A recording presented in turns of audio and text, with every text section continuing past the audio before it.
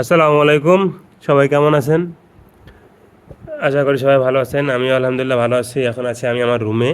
তো চিন্তা করলাম যে একটু আপনাদের সঙ্গে আড্ডা দিয়ে একটু কথা বলে আসি। আজকে আমি কোন টপিক নিয়ে কথা বলবো এটা হচ্ছে মেন কথা। একটু কপিরাইট মিউজিক যেন না খাই সেই অবস্থা করো। ঠিক আছে? আচ্ছা, আজকে আমি কথা বলবো হচ্ছে নুডলস রান্না নিয়ে। কারণ আমার আগের ভিডিওতে আপনারা দেখছেন যে আমার বন্ধু ধীমান আমাকে বলছিল যে সে নাকি রান্না করতে পারে না নুডলস। রান্না করতে কিন্তু পারে অনেক কিছু, কিন্তু নুডলস পারে না। ও হয়তো পারে, কিন্তু সে একটু অলস আছে তো। কাজ করার পর হয়তো বলতে পারে যে আমি রান্না করবো না, তুই রান্না করবো, বা রান্নাটা করে দেবো বলতেছিল আমারে। যাই হোক, চিন্তা করলাম যে আপনাদের একটু শেখায়, তার পাশাপাশি ধীমান একটু শুনুক। সে যদি আমার রুমে আসে, সে রান্না করতে পারে বা শেখে। নুডলস রান্না করার ফার্স্ট শর্ত হচ্ছে কি জানেন? হচ্ছে প্রথমে একটা গরম পানি করে নেবেন। গরম পানি করে নেওয়ার পর তারপর নুডলসগুলো যেগুলো আপনি রান্না করবেন ওইটুকু পরিমাণ ওই পানিটা দিয়ে একটু চুবিয়ে নেবেন। আচ্ছা, সে শুনতে পাচ্ছে কিন্তু। চুবিয়ে নেওয়ার পর যখন দেখবেন নুডলসগুলো ফুলে গেছে, তখন কি পানিটা আস্তে করে ফালাই দিবেন। পাশাপাশি আরেকটা কড়াইতে আপনারা কী করবেন, মরিচ, পেঁয়াজ বা আদার্স যা দেওয়ার ইচ্ছা আছে আপনাদের, সবজি একটু ভেজে নিন ভালো করে। ভেজে নেওয়ার পর নুডলস দিয়ে দিবেন।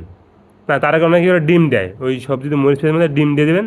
দুই একটা ডিম দিয়ে একটু মানে ডিম দিয়ে ভাজা না, আবার ডিমটা এবার নাড়বেন, নাড়ার পর মিক্সড করে নেবেন, বুঝছেন?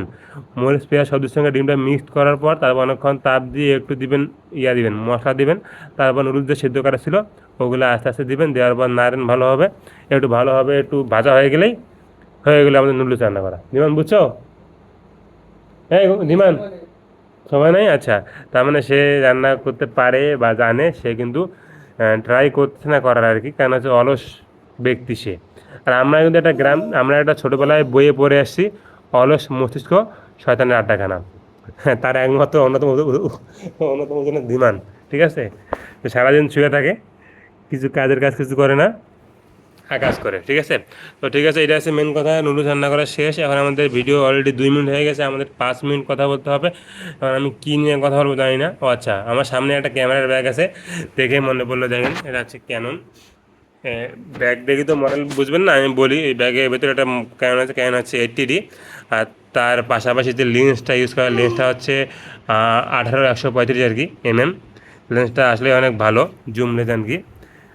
মোটামুটি যারা একটু মনে করেন মিড রেঞ্জের মধ্যে বাজেট, তারা এই লেন্স এবং এই ক্যামেরা ইউজ করেন। এখন অবশ্য আরও ভালো ভালো ক্যামেরা আসছে, কারণ ডিএসএলআরকে এখন পার করে এখন মনে করেন সব মিররলেস আর কি। সোনি থেকে শুরু করে ক্যাননও এখন অনেক ভালো ভালো ক্যামেরা বিল্ড করতেছে। মিররলেস ক্যামেরা আপনারা জানেন অনেক মানে অনেক ভালো দিক আছে। যার মধ্যে বলতে গেলে আপনাদের লাইট ওয়েট বলতে পারেন, একটা মানে ছোটো কম্প্যাক্ট। ঠিক আছে? এটা একটা অন্যতম কারণ।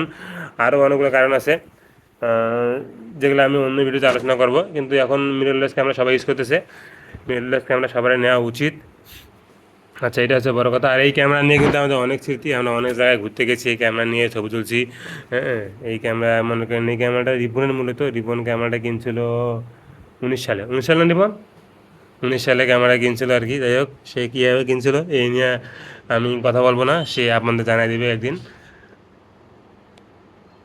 আচ্ছা, ও আমারও কিন্তু একটা ক্যামেরা আছে, এটা এখানে বলে রেখে যে 5 মিনিট এখন হয়নি। আমি কিন্তু পরবর্তীতে প্রায় 22 সালে মেবি আমি একটা ক্যামেরা কিনে, হচ্ছে ক্যানন 800D, মানে যে রিপনটার সঙ্গে আরেকটা শূন্য অ্যাড করা হয়েছে আর কি। সবই সেম কোম্পানি, সেম সবই সেম, কিন্তু আমি লেন্সটা কিনছিলাম আলাদা। মানে আমি মূলত একটু বাজেটও ফ্যাক্ট ছিল, আর একটা প্রাইম লেন্স আমার একটু চাহিদা ছিল বেশি। কারণ হচ্ছে আমি পোর্ট্রেট ছবি তুলতাম, যে শুরু থেকে আমরা কিনলে কী ছবি তুলবো, পোর্ট্রেট তুলবো। ওই জন্য চিন্তা করতে প্রাইম লেন্সটাই নেই, যে লো লাইটে ভালো ছবি দিবে। ওই জন্য আমি ওই প্রাইম লেন্স নিয়েছিলাম আর কি। তো এখন পর্যন্ত আছে, ভালো ছবি দিচ্ছে। কিন্তু আমার একটা পাশাপাশি একটা ওয়াইড অ্যাঙ্গেল লেন্স দরকার, কারণ আমি অনেক সময় ঘুরতে যাই। ঘুরতে গেলে প্রাইম লেন্সে শুধু মনে করেন গ্রুপ ছবি তোলা অনেক টাফ হয়ে যায়, বা ন্যাচারের ছবি তো তোলাই হয় না এরকম করে। ঠিক আছে? শুধু পোর্ট্রেটের জন্য বেস্ট একটা ওয়াইড লেন্স লাগবে আর কি। যদি আপনারা যদি ঘুরতে যান বা আপনাদের বড় বড় গ্রুপ ছবি তোলার ইচ্ছা থাকে বা ওয়েডিং শ্যুট, আপনাদের কিন্তু প্রাইম লেন্স লাগবেই। তার পাশাপাশি আপনাদের কিন্তু এটা ওয়াইড অ্যাঙ্গেল লেন্স লাগবেই। তো এটাই চিন্তা করে আপনারা কিন্তু লেন্স কিনবেন। তো ভিডিও শুরু করছিলাম মনে করেন আপনাদের দিয়ে কী বলে, রান্না করা দিয়ে, শেষ করলাম ক্যামেরায় গিয়ে। মানে যাচ্ছি কোথায় নিজেই বলতে পারতেছি না, এরকম একটা অবস্থা। তো ভিডিওটা আজকে বাড়াবো না, প্রায় 5 মিনিটের মতো হচ্ছে। আরেকটা ভিডিওতে আমি আপনাদের আরেকটা টপিক নিয়ে আলোচনা করার ট্রাই করবো। তো আজকে বিদায় নেবো আর কি। সবাই ভালো থাকবেন, দেখা হবে নতুন একটা ভিডিওতে। আমার চুলগুলো বড় হয়ে যাচ্ছে। ঠিক আছে?